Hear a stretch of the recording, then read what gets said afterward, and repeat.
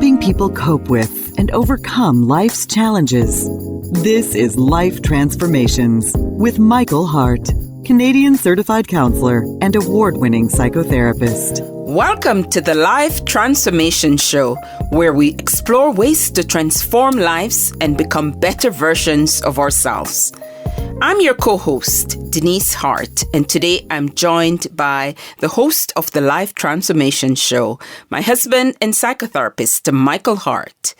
Today we're going to be talking about the leadership style of King Saul and what we can learn by examining the biblical record of his leadership. King Saul was the first king of Israel, and he had a lot of potential of a great leader. However, he also made some critical mistakes that led to his downfall. Michael has spent years studying the Bible and counseling individuals and couples on how to improve their relationships and leadership skills. He has a wealth of knowledge and insight to share with us today. So sit back, grab a cup of coffee, and join us as we explore the life and leadership of King Saul and what we can learn from his example. Welcome, Michael. Welcome, Denise, and thank you for that wonderful introduction. I think this is going to be a very interesting show today. There's a lot here that we have to cover, and I look forward to your questions that help us explore this topic in a thorough way. So why don't we just jump right into it so that we can get through as much as possible for today's show? Sure, Michael. In last week's show, you used the example of King Saul consulting the witch of Endor to talk about the dangers of consulting psychics and mediums. By the way, if you missed last week's show, you can listen to it by searching Elim Counseling Services on YouTube. From last week's show, we saw King Saul compromising his values to get success through the advice of a witch. I think it is still a temptation for leaders today to compromise their values to become successful. How important is it for leaders to stick to their values, Michael? So, Denise, when leaders do not stick to their value, they experience what psychologists call cognitive dissonance. And this refers to a psychological discomfort when individuals hold two or more contradictory beliefs or values, or when someone's belief or values are in conflict with their actions.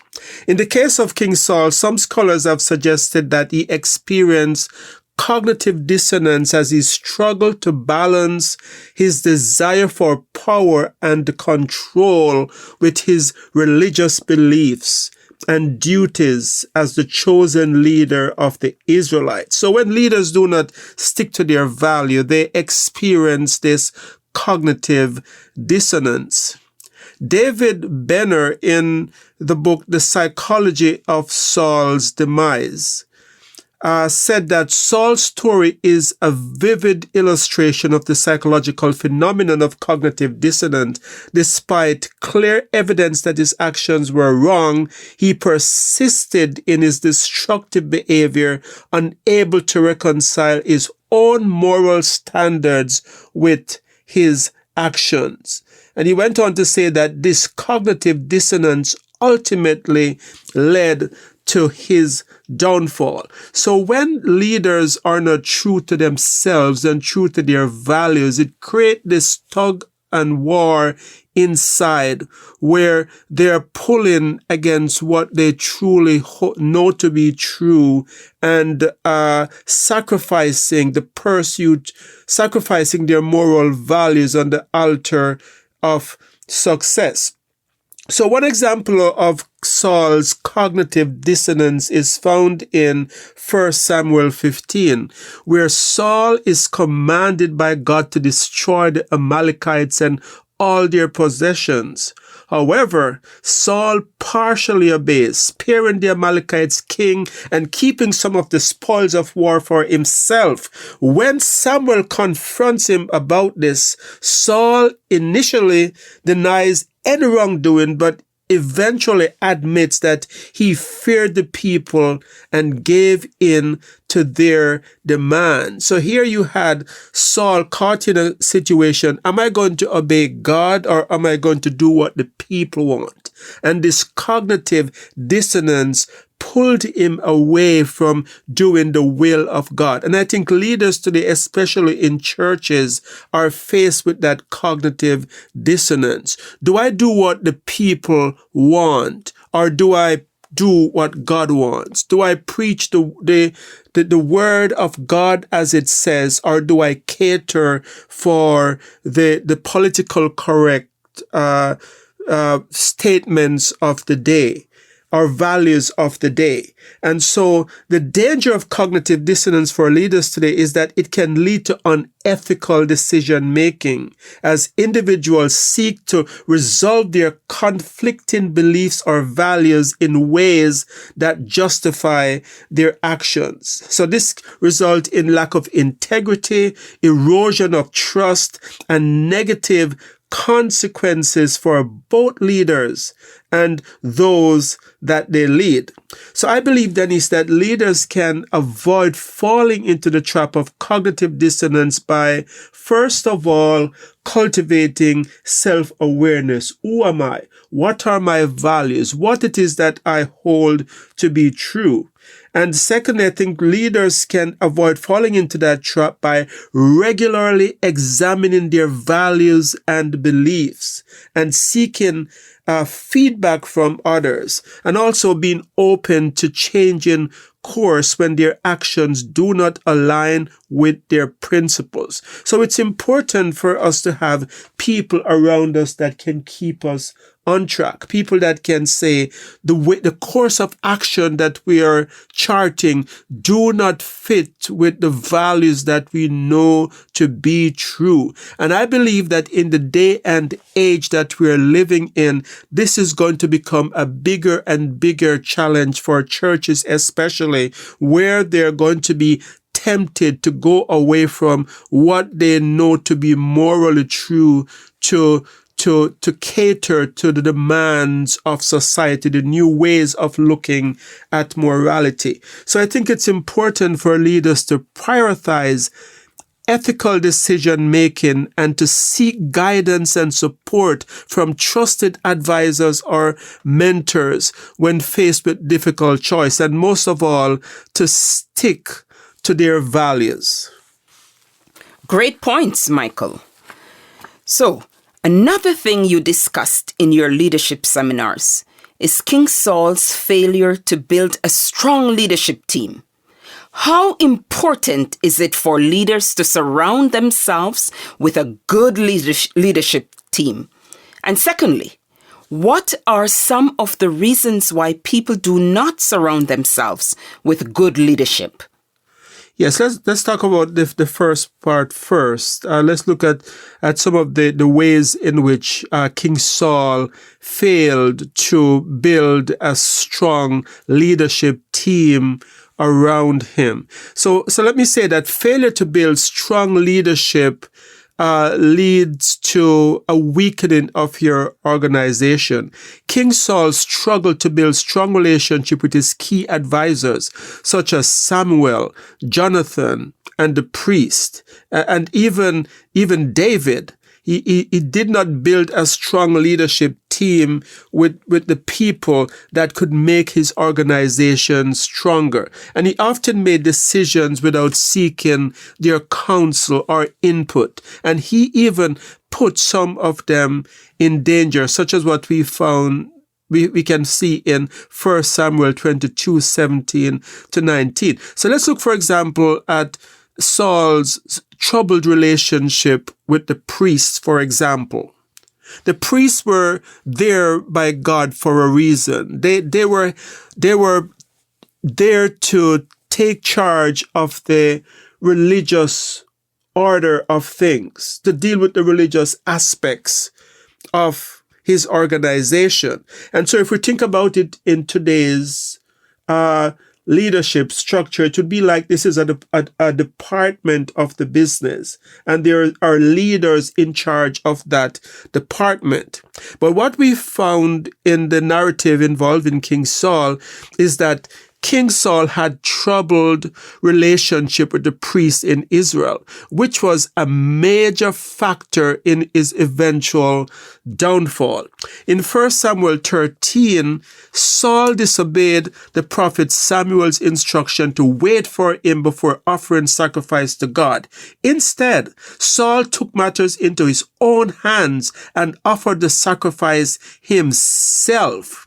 The act of disobedience was a significant breach of the religious and political structure that God had put in place. As you see, God had intended for only the priest to offer sacrifices to him. But here we see that King Saul is overstepping that boundary. And as a result, Samuel rebuked Saul and pronounced that God would take the kingdom from him and give it to someone else. Later on in 1 Samuel 22, we see Saul becoming angry with the priest Ahimelech and accusing him of conspiring with David against him. And Saul, in punishment, ordered the massacre of the priest at the city of Nob, where Abimelech served. So we see here that King Saul resorted to violence in killing the priests in the city of Nob. And this act of violence against the religious establishment of Israel further alienated Saul from the priest and undermined his authority as king. So Saul's troubled relationship with the priest revealed the tendency that he had to act impulsively and to rely on his own judgment rather than seeking guidance from God and his appointed leader. I think it also heightened the tension between Saul's role as a political leader and the religious authority of the priest in Israel. And Dennis, if we think about this in contrast to what we see in when David became king, when David became king, David consulted the priest. He consulted Samuel. And this difference in approach may have contributed to David's success as a king and his enduring legacy as one of the greatest rulers in Israel's history. So we see that, King Saul did not follow the guidelines that God had established. He overstepped his boundary, and this resulted in him taking authority away from people in his department. And so we see that this lack of ability to have a strong leadership team, because he overstepped the authority and the expertise of others, led to his downfall. So we see the same thing in organizations today, Dennis, where leaders overstep their boundaries. They feel like they have to do everything and be in control of everything and not trust others around them. And as a result, it weakens their organization and leads to their demise. And the other part of the question that you asked, Denise, is what are some of the reasons why people do not surround themselves with good leadership? I think in a nutshell, one of the reasons for that is that if a lot of leaders who struggle with insecurity find it hard to have people around them with expertise that they do not have. They feel insecure. So it could be that King Saul was insecure because the priests had authority that he doesn't have. And he felt that as a leader, he should be able to do what they're able to do. But a good leader is able to understand their limitations and to put other key leaders in place so that their organization can become better. So I think in a nutshell, it boils down, the reason I think has to do with insecurity. And I think before we go on to, I'd like to just read here from Ecclesiastes 4:9-10, where it says, 2 are better than 1, because they have a good return for their labor. If either of them falls, one can help the other up. But pity anyone who fails and has no one to help them up. So we can build strong relationships with our team members by working together, supporting one another, and communicating effectively. I think when leaders feel that they have to be the be-all and end-all of their organization, you do not have this return for their labor that Ecclesiastes talks about, that we just read in the book of Ecclesiastes, because in essence, the leader is doing everything solo, even though they have people in those positions. All great points, Michael. And as I was saying, David's path is better for us to trod. David was a blessed man, and being obedient will always have us being blessed than being disobedient to the Lord. Absolutely. So, it's always better to follow the plan of God. Definitely. So, Michael, next question. In your teaching on King Saul, one of the things you have often talked about is the pride of King Saul. My next question is, what are some examples of King Saul's pride, and how did it negatively impact his kingdom? I think we see the pride of King Saul leading to his him being disobedient to God's commands to completely destroy the Amalekites and their possessions in 1 Samuel 15. So God had given him instructions as to what he should do. And so in the same way that King Saul is taking over the priest's duty, he is now taking over God's plan and doing what he thinks is best. So God said, destroy the king. Don't take any of their possessions. But what King Saul did instead is that he spared their king, and he took some of the best livestock for himself, thinking that he knew better than God. So I think this is an example of his pride. I think another example of his pride could be what we talked about earlier when he was doing the sacrifice that only the priest should do. What Saul is saying in that is that I can do whatever I want because I am the king. I don't have to listen to God. And when we have this in organizations where the leader feels that just because they are in leadership, they know best and they can do everything and no one has a say, then the organization often falls apart eventually, because people do not thrive in that kind of organization where they feel that their authority are being usurped by the leader, or that not even the principles of God in some cases are being followed. And Proverbs 16:18 warns us that pride goes before destruction and a haughty spirit before a fall. Michael will be right back. You have been listening to the Life Transformation Show, where award-winning psychotherapist Michael Hart of Elim Counseling Services has been speaking on a very interesting topic: biblical principles of leadership, learning from the mistakes of King Saul. You can find out more about us at elimcounselingministry.com or by calling 1-877-204-2914, where you can also make a donation to this Christ-centered ministry. Your donations help us to stay on the air and to provide subsidized counseling to those who can't afford it. Back to Michael. So we can avoid pride by focusing on serving others rather than ourselves. Instead of being in that place of pride, we should practice servant leadership, where we focus on serving others in humility than in getting into this place of being proud. For sure, Michael.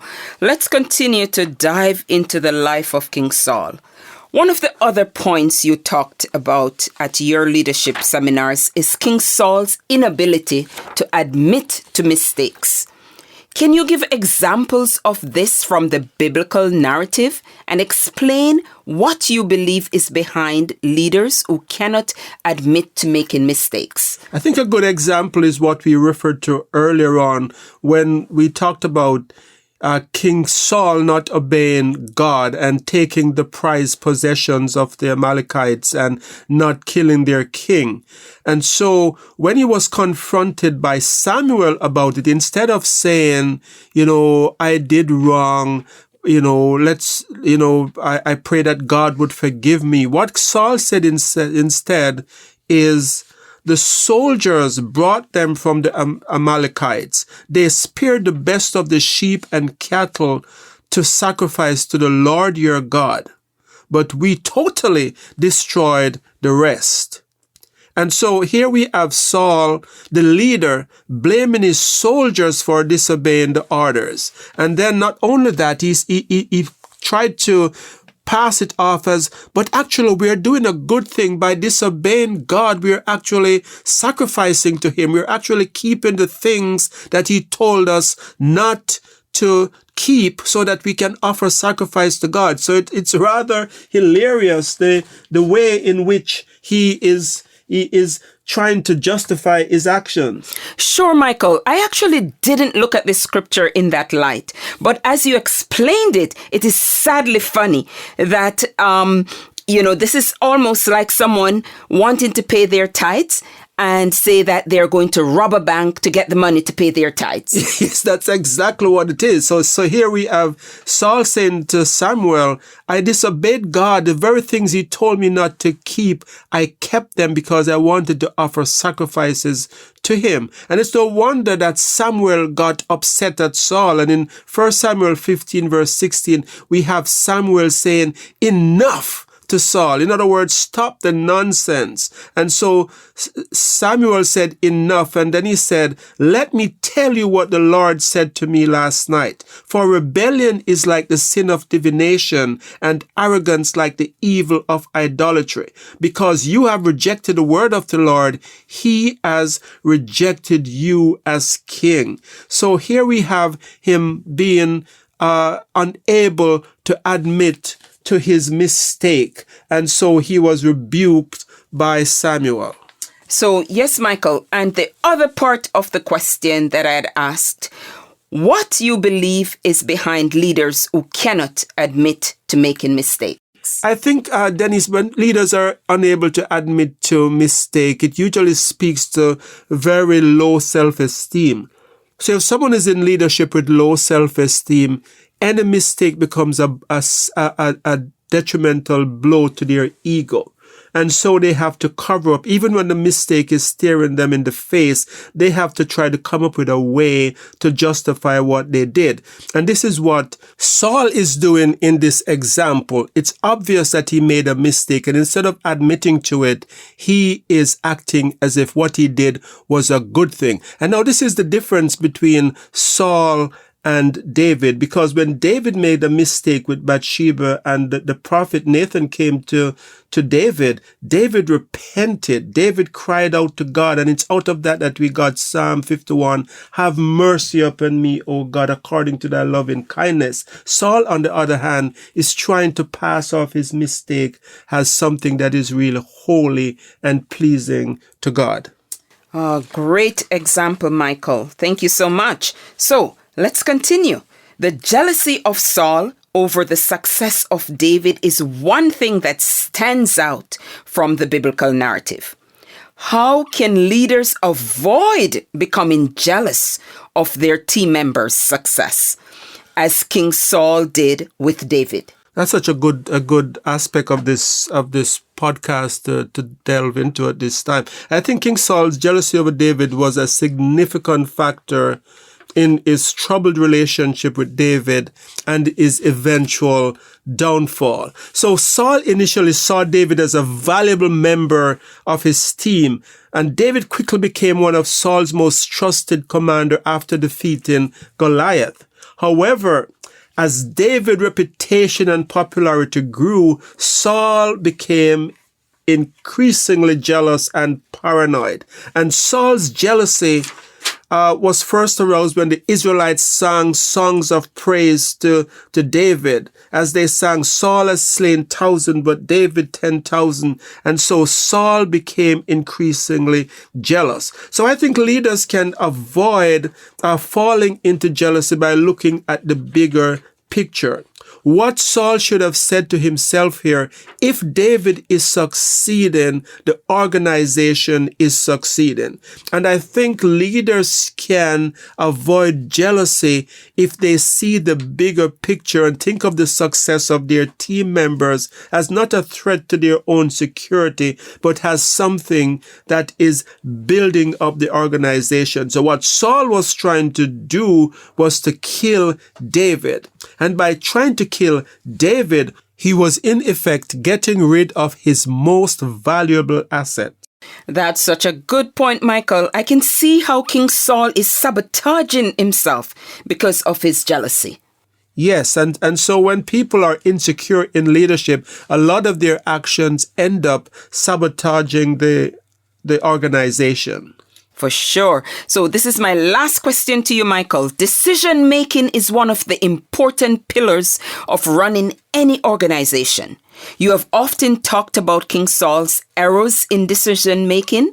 Can you give the listeners examples of bad decisions made by King Saul and how they sabotaged his success? Well, I can think of one example of a rash decision making by King Saul that's found in 1 Samuel chapter 14. In this chapter, Jonathan, Saul's son, led a surprise attack on a Philistines' outpost and successfully defeated the Philistines. However, Saul had issued a command that no one was to eat until evening, but apparently Jonathan, his son, did not get the command. And when Saul heard that Jonathan had broken the command that he gave, he vowed to put Jonathan to death. But thankfully, the Israelites intervened and Jonathan's life was spared. That sounds unimaginable that someone would give such a command to his soldiers, because food is what gives us energy. How could he expect his soldiers to fight if they are lacking in energy? And so that's why it's such a rash decision, because King Saul wasn't thinking. He was probably acting out of fear or superstition.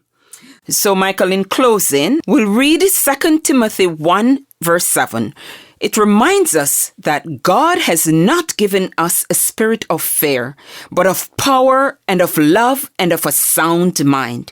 We can avoid fear and indecision by trusting in God, focusing on our mission and purpose, and seeking wisdom from trusted advisors. That's such an appropriate scripture in which to end. King Saul definitely wasn't trusting in God at this point of his life and acting out of fear or maybe superstition as to what would make him successful. So I want to thank you so much for being with me on this episode of the show, Denise, and asking those wonderful questions. And I want to thank you listeners for listening as well. I hope that you enjoyed today's episode and that you find it helpful in your journey towards transformation and growth. Before we go, we want to remind you that if you need further support and guidance on your journey, Elim Counseling Ministry is here for you. Our website, elimcounselingministry.com, offers a wide range of resources, including article, podcasts, and information about our counseling services.